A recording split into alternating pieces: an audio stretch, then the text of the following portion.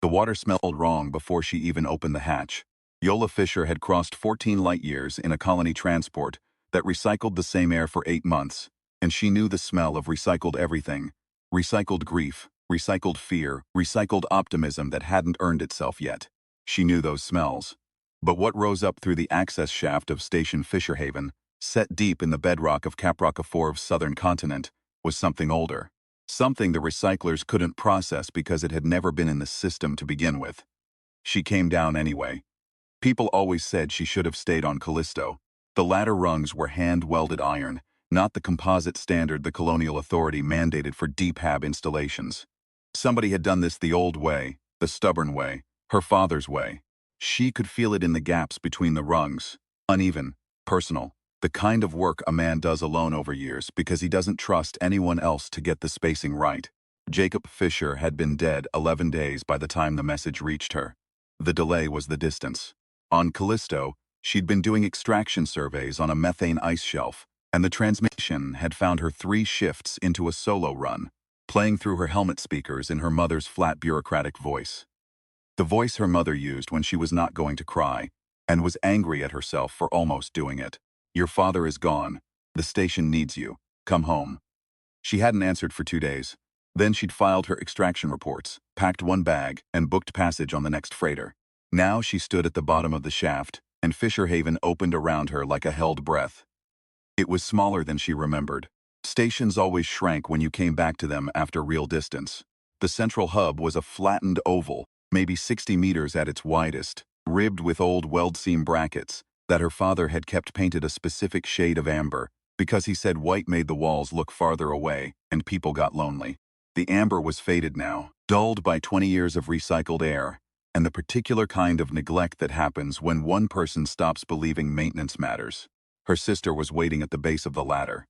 Sienna had not changed, which was its own kind of change. She was thinner at the jaw, fuller in the eyes, with that expression she'd had since childhood. The one that looked like patience but was actually the opposite of patience. The expression of someone who has been waiting so long they've forgotten what they're waiting for. And now they're just waiting, because stopping would mean admitting something. "You look terrible," Sienna said. "Long transit. 14 months since you called. 14 years since you asked me to." That landed the way Yola intended it to, flat, on the bone, and Sienna's jaw moved once without producing sound, and then she turned and led Yola deeper into the station. She showed her to Jacob's quarters first. Yola didn't want to go, but she went. The room smelled like her father.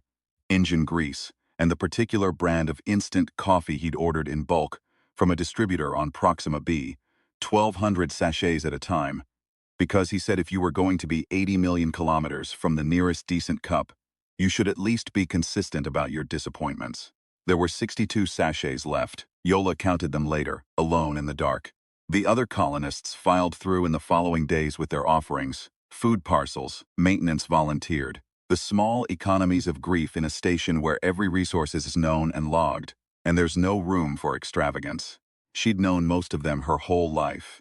The Reese brothers, Rudy and Max, who'd run the water processing array since before she was born, and had opinions about flow rates the way other men had opinions about politics. Lindy Way, who worked the lower greenhouse tier and spoke mostly to her plants, and who had looked at Yola on arrival with an expression that wasn't grief, wasn't welcome, wasn't quite anything Yola could name. More like the expression a weather gauge makes when the barometer reading is technically correct, but none of the models predicted it. Charlton from the comms bay. Dora, her father's sister, who embraced her too long at the airlock and whispered something into her hair that Yola didn't catch. And Themba, who arrived last. He came in on a solo shuttle, unscheduled, with gear that didn't quite match, and a comm that seemed assembled rather than native. He told the dock AI his name and said he was a long-range prospector waiting out a navigation dispute over his survey claim, which was a story with just enough specific detail to be plausible and just enough vagueness to mean nothing. Yola watched him through the hub's interior viewport. He had the kind of stillness that makes you wonder what it's covering. He caught her looking and didn't look away first. "You're the daughter," he said when Sienna introduced them at the common meal. "I'm a daughter, the one from off-station. The one who left, yes." He considered that. He had dark eyes and a small scar along his left orbital ridge that had been stitched poorly, field-dressed probably, by someone who cared more about closing the wound than making it pretty. "I'm sorry about your father," he said, and meant it in the particular way that people who know what loss feels like can mean it, without the excess weight that people add when they're afraid of the word. "Did you know him?" He paused, just slightly. The kind of pause that a person who is good at conversations learns to hide. But Yola had spent 8 months alone on a methane shelf, and she'd gotten very good at noticing pauses. "We'd met," he said. He was a careful man, he was a stubborn man. Often the same thing. The dream started that night. She'd been warned about Coproc 4V's electromagnetic signature. The planet had an anomalous core composition that kicked out low-frequency pulses on a 9-hour cycle. And early colonists had reported vivid dreaming, which the Colonial Medical Authority had logged under the clinical category of environmental sleep disruption, non-pathological, and filed away. Yola had read the reports before her transit and made her peace with it. What the reports did not mention was that the dreams felt inhabited. She was in the dam, the reservoir her father had bored and sealed in the bedrock 40 meters below the hub, Fisher Haven's primary water source, the thing the station was named for. In the dream it was full, but the water wasn't moving, and there was something at the bottom that had weight without having shape. She swam toward it. She always swam toward it. And each morning she woke with the particular exhaustion of someone who has worked hard underwater, and the smell from the access shaft was stronger, and she hadn't yet figured out how those two facts connected. On the 4th day, she found her father's private logs. He'd kept them in a cipher she recognized immediately because he'd taught it to her when she was 9. A simple letter shift system that he'd called Between Us, and that she had not thought about in 15 years. He had trusted her, even at the end, with a secret he apparently didn't want anyone else to find. She read them in the storage room, with the door sealed, and what she read rearranged everything she thought she understood about Fisher Haven. The drought had started 8 years ago, not a mechanical failure. Caproc I's water table ran deep, and the geological surveys had always shown sufficient moisture at the extraction levels. But something had changed in the underground system, some shift in the subsurface permeability that the colonial authorities' models hadn't anticipated. The reservoir was dropping. Not fast, not catastrophically, but steadily, with the kind of certainty that is worse than sudden, because it gives you time to think about it. Her father had reported the trend, filed 17 formal notices, received 11 responses acknowledging receipt and 6 non-responses. The colonial authority had a backlog. There were 40 stations in the cluster experiencing various resource pressures. Fisher Haven was not a priority, so Jacob Fisher had done what he always did when official channels failed him. He'd worked the problem himself, alone, in the logs that no one else was supposed to read. He'd found something in the deep bedrock survey data, an anomaly in the electromagnetic readings that didn't match any geological formation on record. A pattern, regular intervals, the 9-hour cycle. He'd started correlating it with the water table fluctuations, and found a relationship that shouldn't have existed under any terrestrial model he knew. The last log entry was dated 9 days before his death. It read, "The source of the signal is not geological. The water will not come back on its own. I think something is using the drought. I don't know who else on this station knows. I don't know who I can trust. Yola, if you find this, leave. Get Sienna and leave. Don't go near the dam." She sat with that for a long time. Then she went to find Themba. He was in the lower corridor near the equipment bays, running diagnostics on his shuttle's nav array, with the kind of careful attention that people give to things they plan to leave quickly. He looked up when he heard her approach, and the calm was still there, but there was something beneath it now. Not alarm, not guilt, more like recognition, like a gauge that has been waiting for a reading to confirm what it already suspected. "You found the logs," he said. She stopped 2 meters from him. "How do you know about the logs?" "I don't. I know about your father. I know what he was trying to do." He set down the diagnostic tool with the deliberate care of someone who wants both hands visible. "I was hired to survey the deep strata electromagnetic anomaly independently. My client is a research collective on Proxima B, legitimate institution, real credentials. And they have no stake in whatever is happening here politically. Your father contacted them 3 months ago. They sent me. He didn't tell me. He was trying to protect you. He was always trying to protect me." The bitterness in her voice surprised her with its immediacy, its readiness, like it had been waiting just inside her mouth for years. "He was always deciding what I needed protection from. He was right this time," Themba said quietly. She looked at him for a long moment. His eyes were steady, The scar on his orbital ridge caught the amber light. "What is it?" she asked. "The thing in the bedrock." He took a breath. "We don't have a word for it yet. The research collective calls it a subsurface resonant entity, which tells you exactly how much they understand, which is almost nothing. It's old. Very old. It predates human colonization of this system by a margin we haven't been able to calculate. It generates the electromagnetic pulse cycle, and the pulse cycle interacts with the geology in a way that modifies water table permeability." He paused. "We think it's doing it deliberately.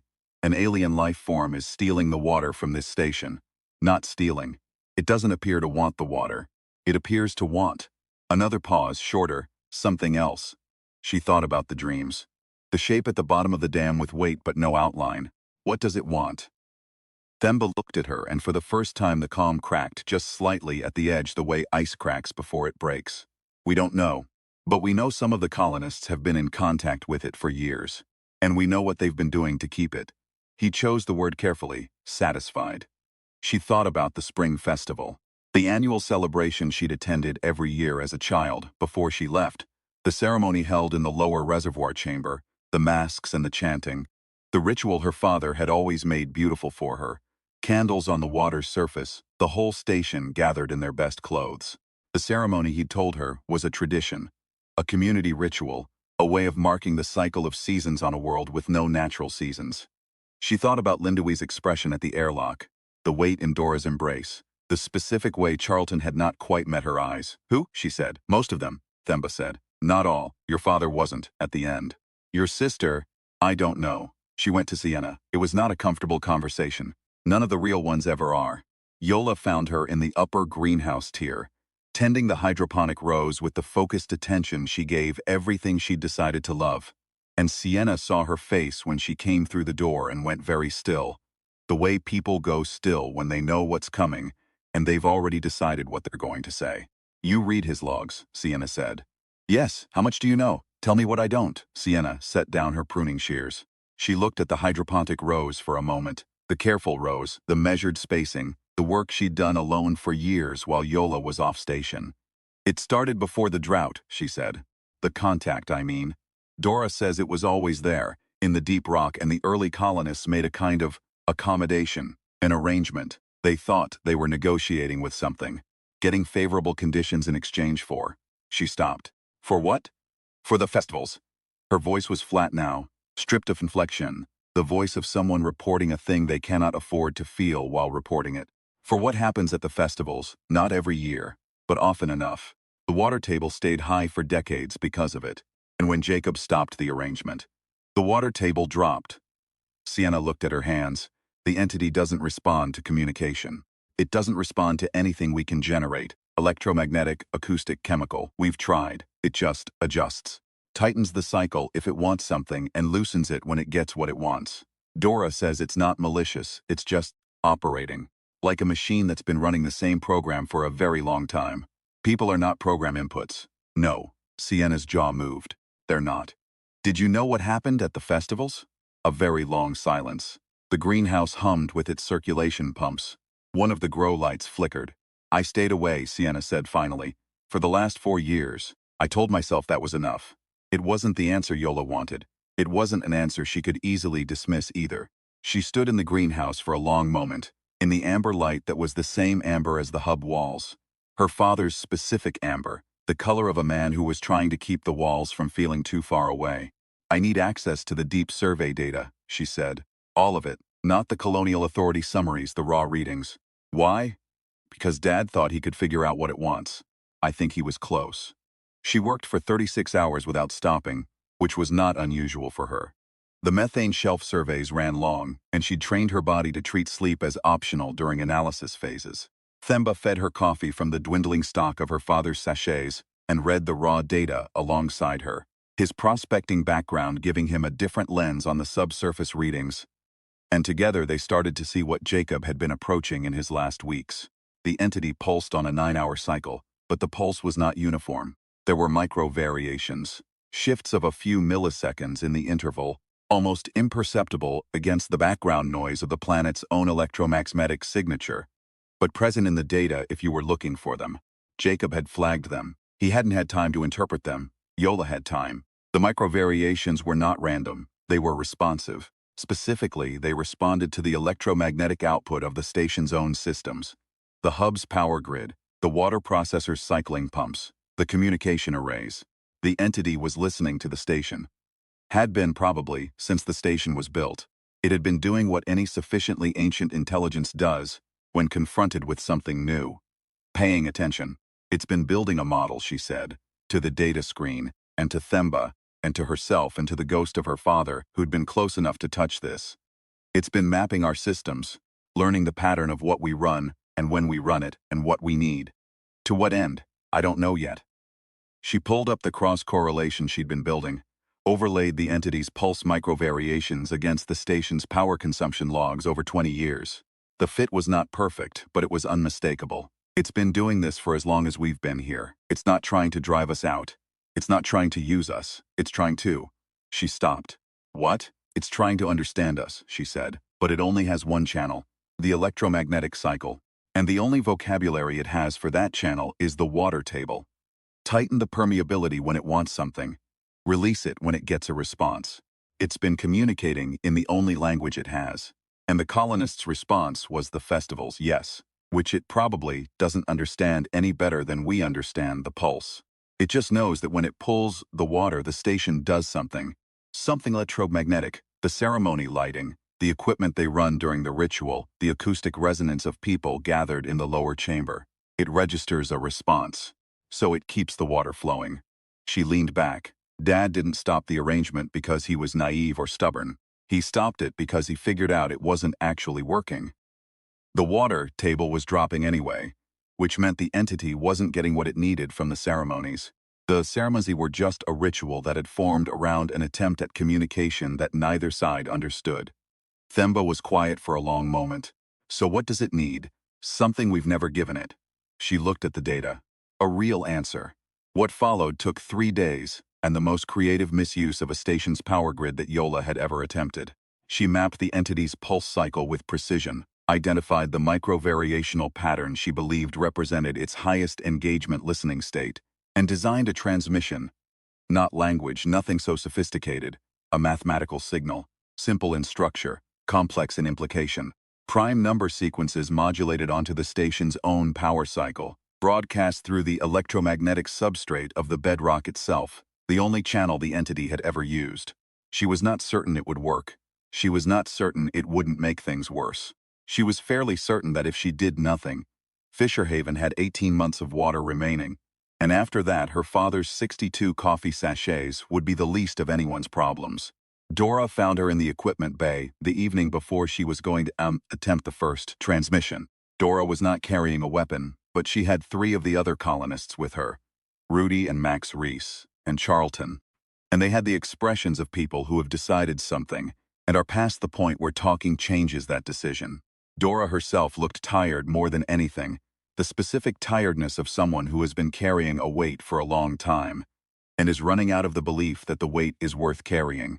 You need to stop, Dora said. I know what you've been doing, I know why. Yola kept her hands visible, both of them on the console edge, the way Themba had kept his hands visible in the corridor. She had learned from that. You've been trying to keep this station alive. You made terrible choices in service of that, and some of what happened was not. She stopped herself from finishing the sentence with the words she'd been thinking. I'm not here to prosecute you, Dora. I'm here to fix the water. You can't fix it. Dora's voice was absolutely certain, the certainty of someone who has tried and failed and made their peace with failing. We've been trying for 8 years. The ceremonies were the only thing that. The ceremonies weren't working, Yola said. Dad knew it. The water table has been dropping through the ceremony years. Whatever the entity was registering from the rituals, it wasn't enough. It was never enough. She held Dora's gaze. You've been giving it what you thought it wanted. I'm going to give it what it's actually been asking for. The silence stretched. The Reese brothers looked at each other. Charlton looked at the floor. And Dora. Dora looked at Yola with an expression that passed through suspicion and exhaustion, and something that might have been grief and came out the other side, as something Yola couldn't name but recognized. The look of someone who is very tired of being the one who makes the terrible choices, and is willing, just this once, to let someone else try. If it doesn't work, Dora said. Then you still have 18 months of water and you call the colonial authority and you get people out. I'll write the report myself. She met Dora's eyes. But let me try first. Sienta was at the console when Yola began the transmission, and Themba was at the power grid monitor, and the rest of the station was gathered in the hub because Yola had asked them to be. All of them. The ones who knew and the ones who hadn't known and the ones who'd looked away. She'd asked them to be present because she had a theory. And the theory required a lot of electromagnetic activity in a small space.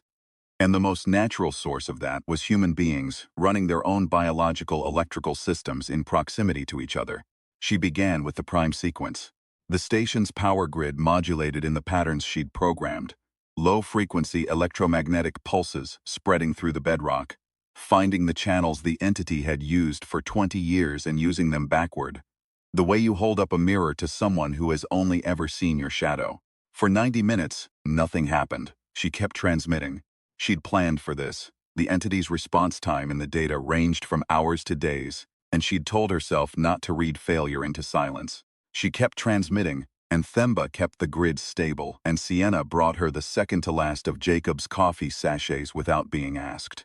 And Yola drank it and watched the instruments, and did not allow herself to feel the thing that was building behind her ribs.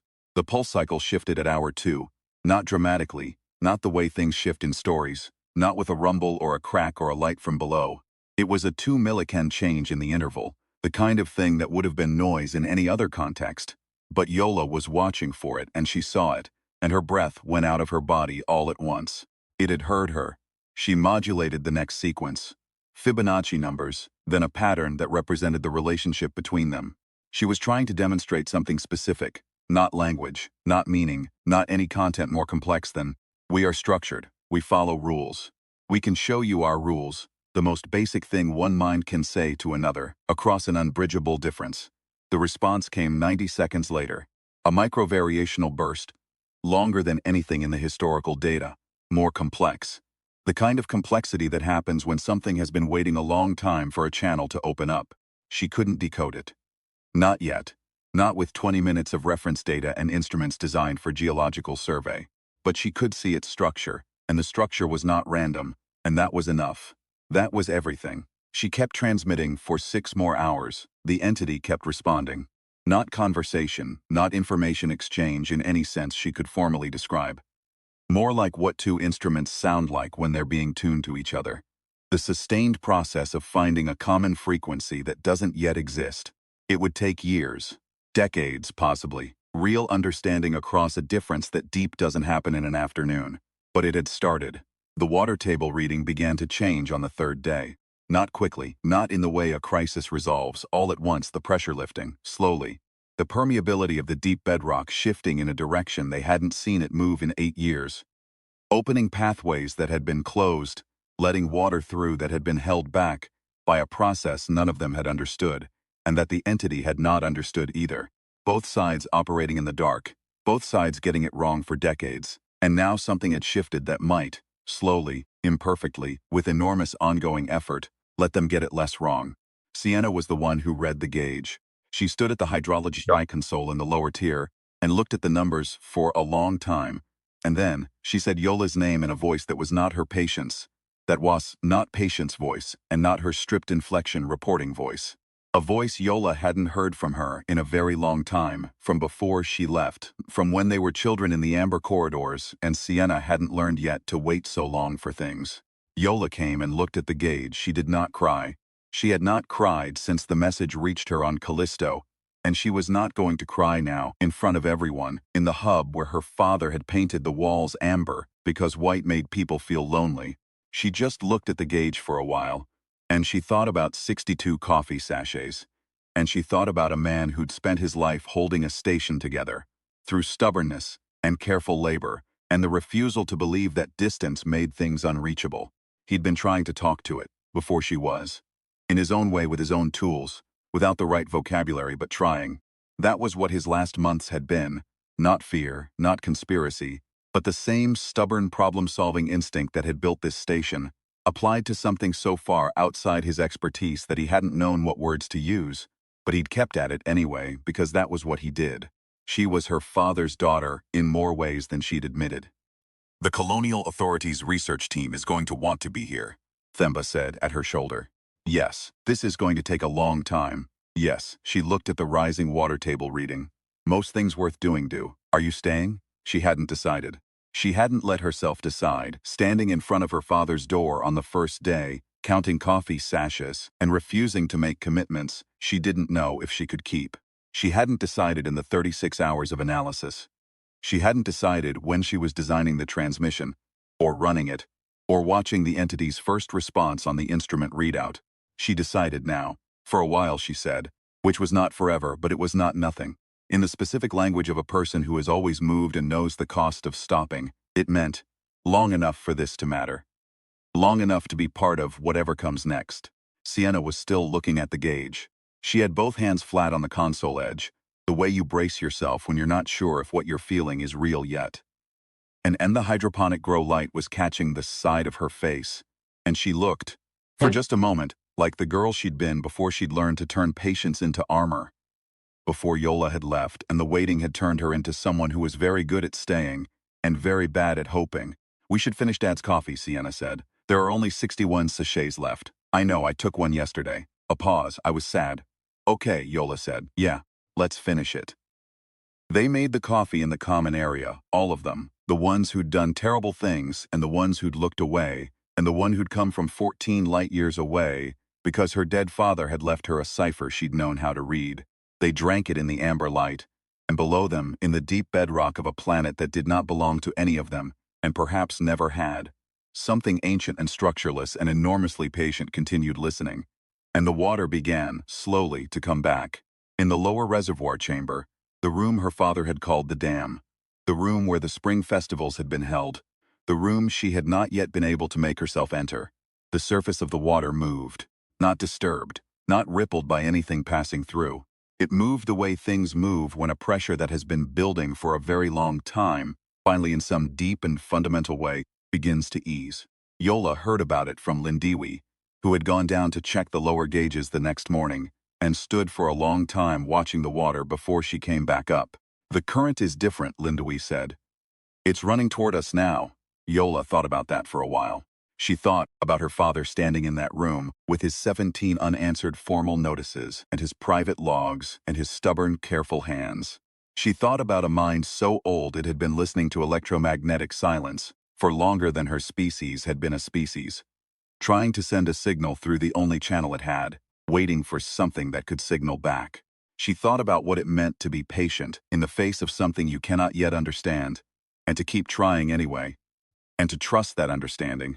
Even partial understanding, even understanding that takes generations, is always worth the work.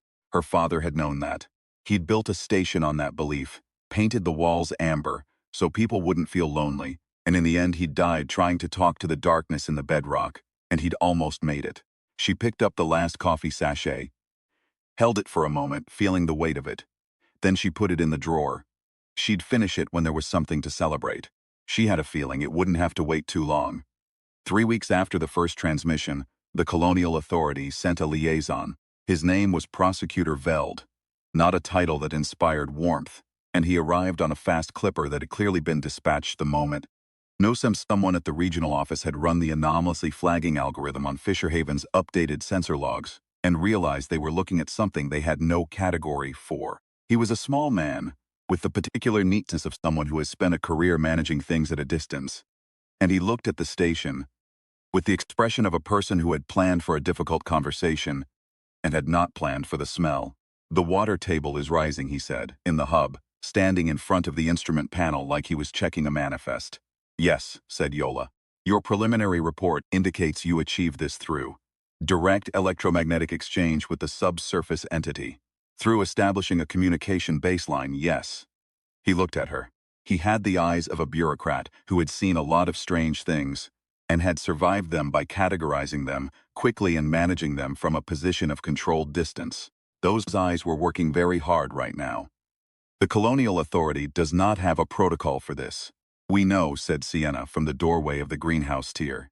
She had not come into the hub for the meeting. She was leaning against the door frame, with her arms crossed and her patience, that was not patience, face on in full. We were aware of that when we did it. The Colonial Authority has guidelines regarding first contact scenarios. Those guidelines require prior confirmation of sentient life, Yola said. We didn't have confirmation before we began. We had a dying water table and 18 months of reserves, and a father who'd been filing notices for 8 years without a response. She kept her voice level. Quiet is its own kind of pressure. And she'd learned that from someone who'd learned it from building something in the dark by himself. We are happy to participate in any formal assessment process you want to run. Themba's research collective will share their full dataset. Every transmission we made is logged and timestamped. You can review everything we did. She let a pause happen. But the water table is rising, and the entity is still listening. And if you shut down the transmission program right now, you will not have an easy time explaining to 40 station families why the reservoir is dropping again. Prosecutor Veld looked at the instrument panel for a long moment. He looked at Yola. He looked at the wall, the amber wall, her father's amber, the specific color of someone who knew that distance was real and had decided to fight it with paint. Continue your program, he said finally, in the tone of a man who is going to require approximately 6 weeks to fully process what he's agreeing to. I will need daily reports. You'll have them, Yola said. She did not say, my father sent you 17 reports and you read 6 of them. She thought it. She thought it with considerable specificity and a level of personal feeling that surprised her. But she did not say it, because she needed Veld more than she needed to be right, and because being right felt good for about 30 seconds, and being right while the water table kept rising felt good for considerably longer. Themba left the week after Veld's departure and then came back. He had data to transmit to his research collective on Proxima b, and a claim dispute to resolve, and the kind of loose-ended life that required periodic maintenance across multiple star systems. He was gone 11 days. On the 12th day, his shuttle appeared on the approach scanner without a filed flight plan, which the dock AI flagged, and Yola acknowledged with a clearance code she'd added to the system while he was gone, and which he would never ask her about directly. He docked and came through the airlock and found her in the equipment bay running the morning transmission cycle. And he set his bag down and looked at the waveform on the display and said, anything new? Response complexity increased again overnight. 3rd time this month. He came and stood beside her at the console. He smelled like transit and the particular recycled air staleness that she had stopped noticing about herself years ago, but could always smell on other people coming in from outside. The collective thinks we might have something coherent within 5 years. Maybe less if the complexity keeps increasing. 5 years is fast. It is for something that's been waiting this long. He looked at the waveform. What do you think Bis trying to say? She'd thought about it a lot. At night, when the transmission cycle was running and she was doing the maintenance checks her father had done alone for 2 decades. And in the mornings when she woke from dreams that no longer felt inhabited but felt like something else. Correspondence. Almost like reading a letter in a language you're still learning, and being able to feel the intent behind the words, even when the words themselves are not yet clear. I think it's been trying to ask what we are, she said, the same way we ask what it is. I think it found us here, and found our systems interesting, and has been doing what very patient things do with interesting things. Watching, learning, trying to make contact through the only vocabulary it had. She looked at the waveform. The water table was never punishment, it was punctuation. Themba was quiet for a moment. Punctuation for what? For a question mark, she said. It's been asking a question for 20 years. The ceremonies were static, basically, noise that registered as response but didn't constitute an answer. We gave it our first real answer when we transmitted the prime sequences. She almost smiled. It's been very excited since then.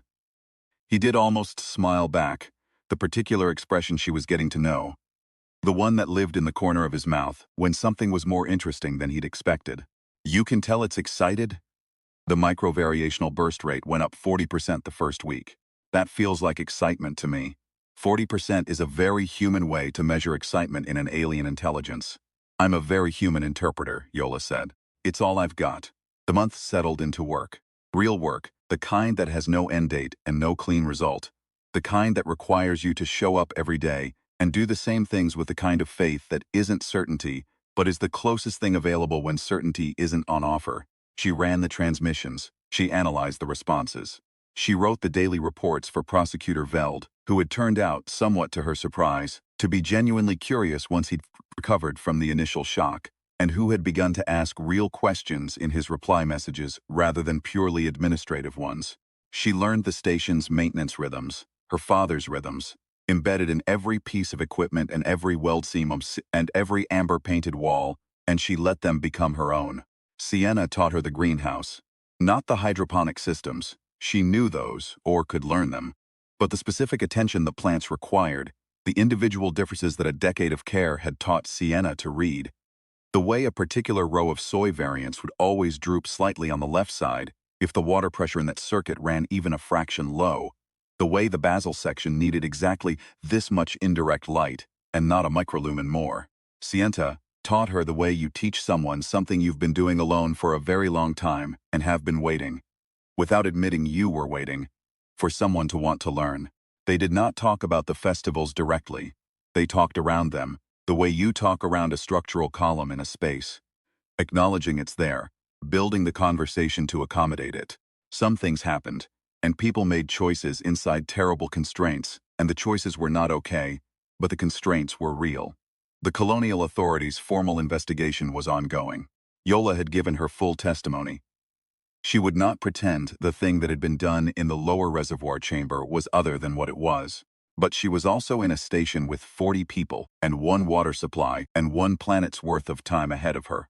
And the work of making something better is not the same work as the work of punishment, and she could not do both of them at once. She chose the one her father had chosen.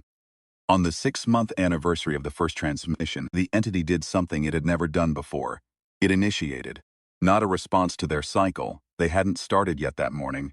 Yola was still on her second coffee, the first being the last of Jacob's sachets which she had finally opened on the day the colonial authority officially recognized the contact as confirmed non-human intelligence exchange and sent a research team that arrived with better instruments than anything Fisherhaven had on hand.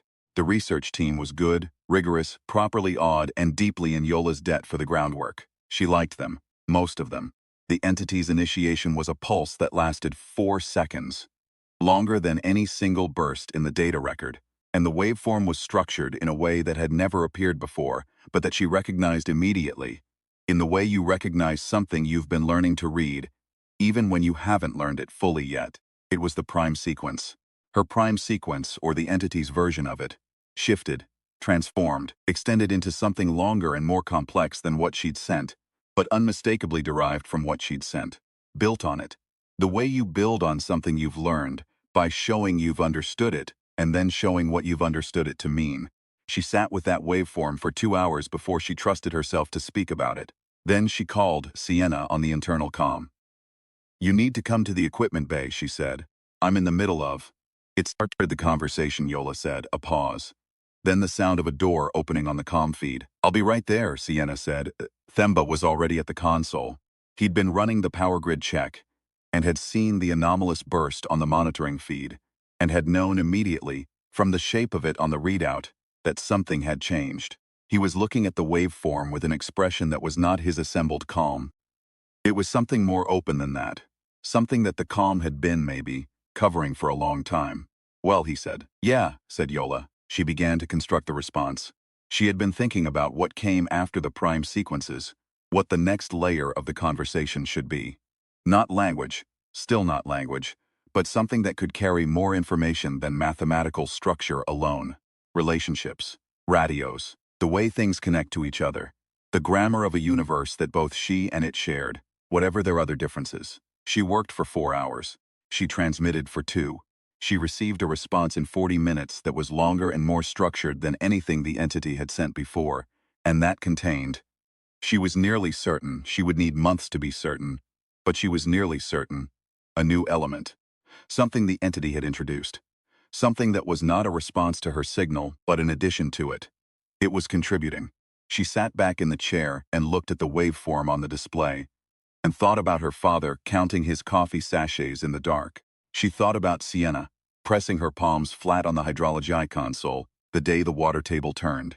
She thought about the thing in the deep bedrock, older than her species, older than her world's recorded history, sitting in the electromagnetic dark for 20 years, and trying to talk to the lights that had appeared in its stone roof, trying every vocabulary it had, never stopping, never giving up, patient in a way that made human patience look like impatience. She thought about what it means to reach for something across a distance so large that you cannot see the other side. And to keep reaching because the alternative is silence, and silence is its own kind of death. She saved the waveform. She wrote her report. She made herself another cup of coffee, her own brand now from her own supply, ordered in bulk from a distributor on Proxima B because she had learned from her father that if you're going to be this far from the nearest decent cup, you should at least be consistent about your disappointments. And then she began the next transmission.